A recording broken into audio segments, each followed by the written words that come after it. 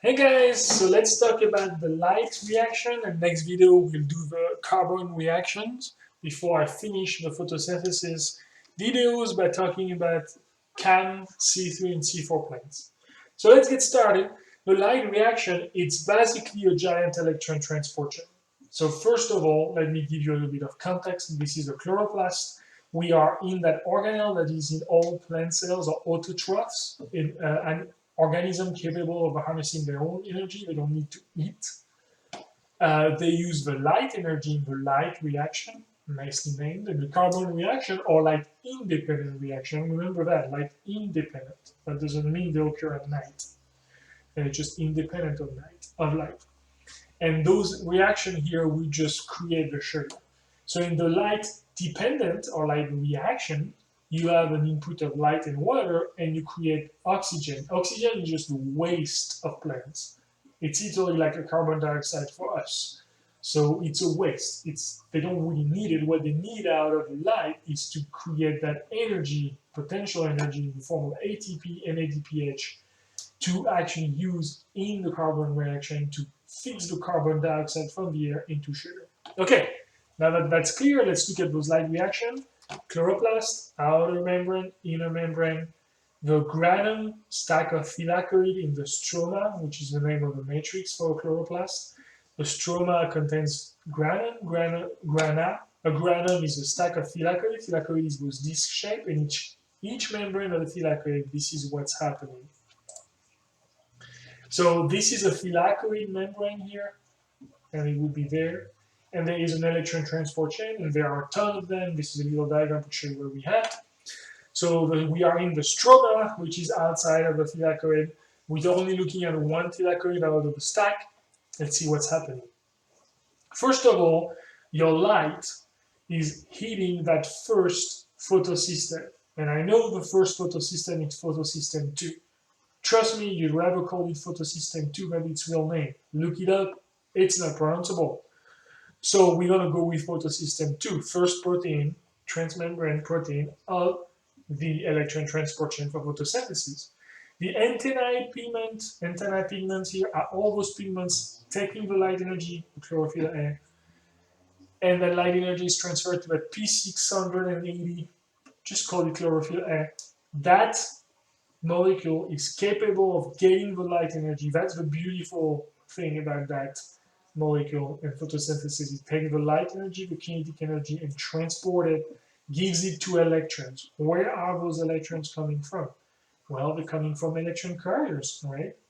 Those electron carriers, this is just what water does. So water that's why plants don't actually respire to make sugar. Photosynthesis is in and of itself using water as an electron carrier. That's the beauty of it. Plants do have mitochondria and do respire, but not for creating glucose. They respire to break down glucose. But we are in photosynthesis. Water is broken down in oxygen, byproduct, remember waste, and protons, which is good for two reasons. First of all, we can take those electrons away from those H plus, from those hydrogen atoms. Second of all, we are adding some protons in the thylakoid inner membrane, inner compartment, which is great because we are in an electron transport chain, so we want to create that dam of acidity of H plus. So that helps. In the process, those two electrons are accepted in that LCO reduction along the electron transport chain, and first of all, they are bumped up, given some energy. The fact that they go up here, it's not going up all the time, it's just to symbolize the gain in energy due to the light energy coming in. Because remember, those thylakoids, you take a plane, you turn it upside down, and it still works, the electrons are still gaining energy, they might just go down now, right? So keep that in mind. We are in 3D, we work in 3D here. So why, remember that question I asked you, why green? Why chlorophyll is green? Why is it using blue and red colors? Well, it turns out that the blue energy, I believe it's blue for photosystem 2, is actually contains the perfect amount of energy to excite those two electrons to the exact level you need. So why blue? Well, because if you use something a little bit greener, it will give you more energy. So what do you do with that excess energy? You just shed it, right? You just shed it in heat. But if you do that, plants warm up and now they need to cool off. And what happens to an engine that's not cooling down? It overheats.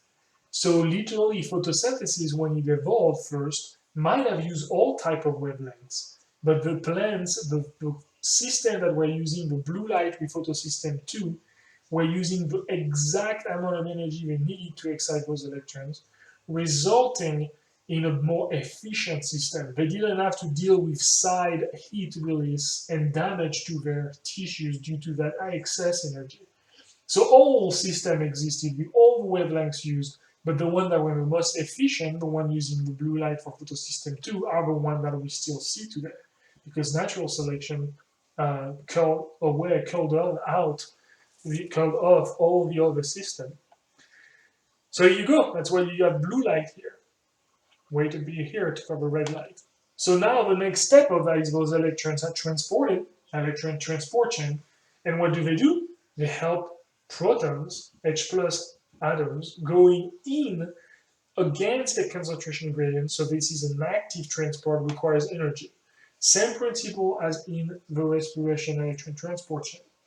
Then you go on to do the same thing. Right away, you have that dam, and that dam has built up all those those H plus protons from the water that you use to get the electrons in, and the H plus transport through the electron transport chain. ATP synthase, chemismodic phosphorylation. You make ATP out of ATP. Same principle, you use the flow. This is facilitated diffusion. You use the flow energy, kinetic energy, to make a potential energy in form of ATP. That's only half though.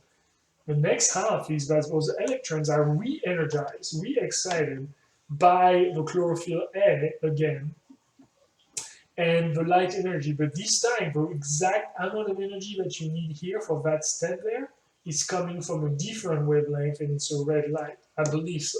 Doesn't matter if it's red or blue or red, in those two.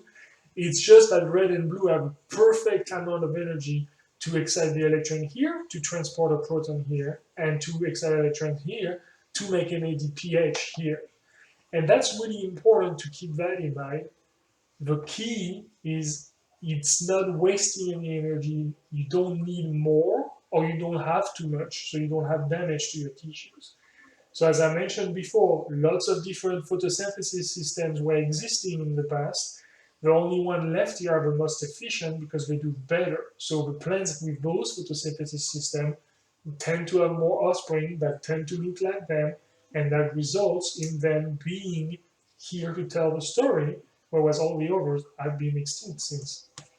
And so the last step of the electron transport chain is to attach NADP plus some H plus, using that energy from those electrons, accepting those electrons, so it's also the electron carrier, and those NADPH will be used in the carbon reaction here as energy, potential energy to create sugar. So you have it. You now know why the plants use blue and red lights, and so that's why they look green, because they absorb the rest. And why not others, evolution, and how that is really similar to the respiration system. But notice how there is only one proton transported in, and so it's not as efficient as respiration in producing energy, but it's enough to make sugar here, which is a side note that I want to talk about really briefly in 30 seconds. Plants suck at making energy out of the sun and making sugar. They're really bad. We do so much more than they do with our photovoltaic system. The solar energy that we are capable of producing is so much more efficient than plants can do. Why? Because our system uses inorganic systems that can heat up, and we don't have the risk of destroying tissue like plants do.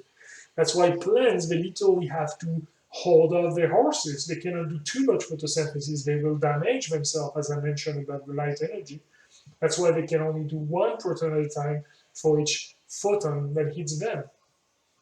It's way enough for what it requires to just be alive, but it's not as good as a photovoltaic system. We can use, with a recent solar panel advancement, up to 99% of the light out there.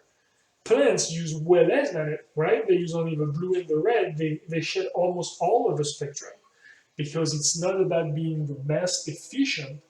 It's about being as efficient as possible while remaining alive. So here you have it. This is the light reaction, the light dependent reaction of photosynthesis. I'll see you in the next video to talk about the carbon reaction. You guys take care. Bye bye.